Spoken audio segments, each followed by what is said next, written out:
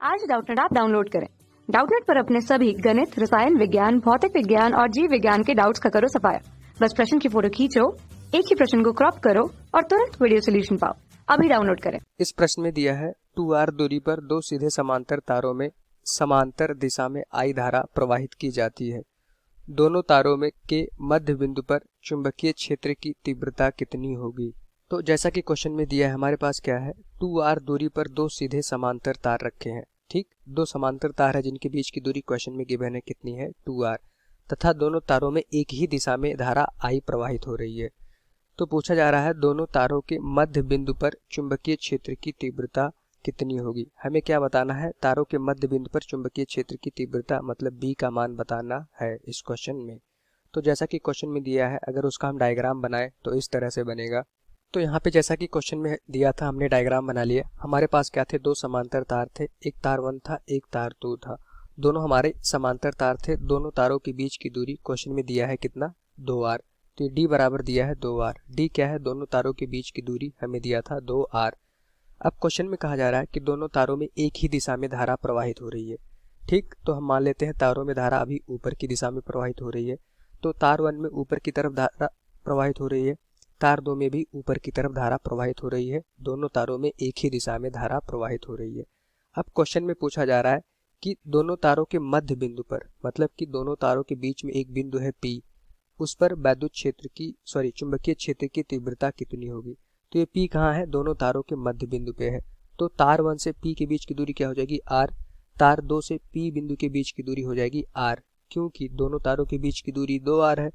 तो ये P क्या है, दोनों तारों के बीच का बिंदु है। इस पे हमें चुंबकीय क्षेत्र की तीव्रता बताना था।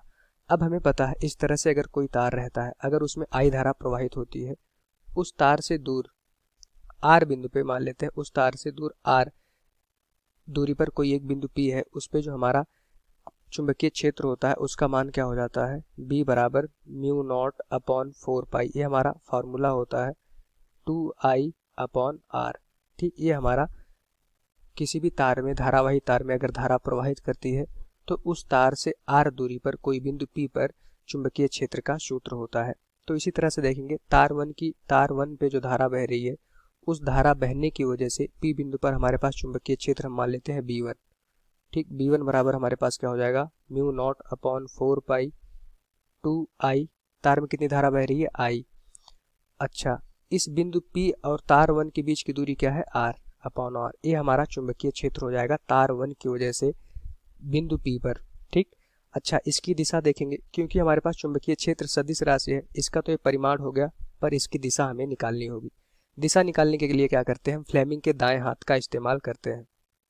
उससे क्या होता है, अपने दाएं हाथ लीजिए और अपने दाएं हाथ का अंगूठा इस चुंबकीय जो हमारा ये धारा है, धारा की दिशा में करिए। तो आपको अंगुलियां जो होंगी इस बिंदु पर, आपको जो हथेली की दिशा होगी वो चुंबकीय क्षेत्र की दिशा देगी। मतलब क्या है, अपना दायां हाथ लीजिए, दाएं हाथ के अंगूठा को जो हमारे पास तार में धारा प्रवाहित होती है उस दिशा में करिए, और जिधर आपको चुंबकीय क्षेत्र निकालना होता है उधर अपने हथेली के धक्का देने की दिशा देखिए। तो अभी बिंदु P पर हमें चुंबकीय क्षेत्र निकालना था, तार में धारा ऊपर की तरफ बह रही है, तो अंगूठा अगर इस दिशा में करेंगे तो हथेली के धक्का देने की दिशा अंदर की तरफ आएगी, तो चुंबकीय क्षेत्र हमारा अंदर की तरफ हो जाएगा। ठीक, ये हमारा तार 1 की वजह से चुंबकीय क्षेत्र आ गया, उसकी दिशा भी आ गई।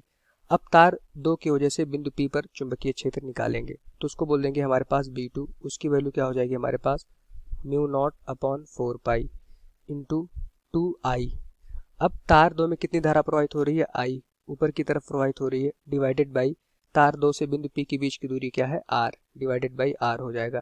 ये हमारा तार, दूसरे तार में धारा I प्रवाहित होने की वजह से उस तार से r दूरी पर कोई बिंदु P पर चुंबकीय क्षेत्र हमने निकाल लिया। ये आ गया परिमाण। अब इसकी दिशा भी हमें निकालनी होगी। तो दिशा निकालने के लिए हमने क्या बताया, अपना दायां हाथ लीजिए और जिधर तार में धारा बहती है उधर दाएं हाथ का अंगूठा करिए, जिधर आपको चुंबकीय क्षेत्र निकालना होता है उधर अपने हथेली की दिशा देखिए। तो अभी यहाँ पे हमें चुंबकीय क्षेत्र निकालना है इस P बिंदु पर, और तार में धारा यहाँ पे बह रही ऊपर की तरफ, तो हथेली यहाँ पे P बिंदु पे बाहर की तरफ आएगी। तो यहाँ से देखेंगे हमारे पास चुंबकीय क्षेत्र यहाँ पे बाहर की तरफ आएगा। ए डॉट मतलब बाहर की तरफ, क्रॉस मतलब अंदर की तरफ। ठीक, तो यहाँ से देखेंगे BP, P बिंदु पे परिणामी जो चुंबकीय क्षेत्र हो जाएगा उसको हमने माना है BP। बराबर हो जाएगा हमारे पास B1 माइनस B2। हमने यहाँ पे माइनस साइन क्यों लगाया? क्योंकि तार 1 की वजह से चुंबकीय क्षेत्र अंदर की तरफ आ रहा था, तार 2 की वजह से चुंबकीय क्षेत्र बाहर की तरफ आ रहा था। चुंबकीय क्षेत्र का जो परिमाण है वो तो इक्वल है, पर दिशा हमारा विपरीत है, इस वजह से हमने यहाँ पे नेगेटिव चिन्ह लगाया है।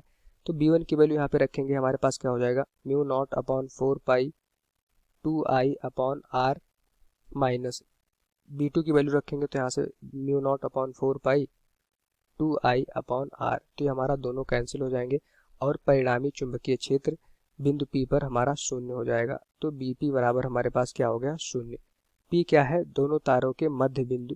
ठीक, तो जब किसी भी आपको अगर ऐसा दिया जाए, दो समांतर तार हैं, उनमें एक ही दिशा में धारा प्रवाहित हो रही है और तारों के मध्य बिंदु पर आपको चुंबकीय क्षेत्र पूछा जाए, तो चुंबकीय क्षेत्र की तीव्रता हमारी शून्य होती है यदि दोनों तारों में एक ही दिशा में धारा प्रवाहित हो रही है तब।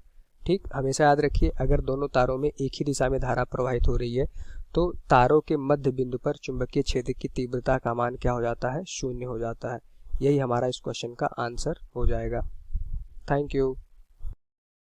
कक्षा 6वीं से 12वीं से लेकर नीट, IIT, JEE वो एडवांस के लेवल तक 1 करोड़ से ज्यादा छात्रों का भरोसा। आज ही डाउनलोड करें डाउटनेट ऐप या व्हाट्सएप करें अपने सारे डाउट्स 8400 400 400 पर।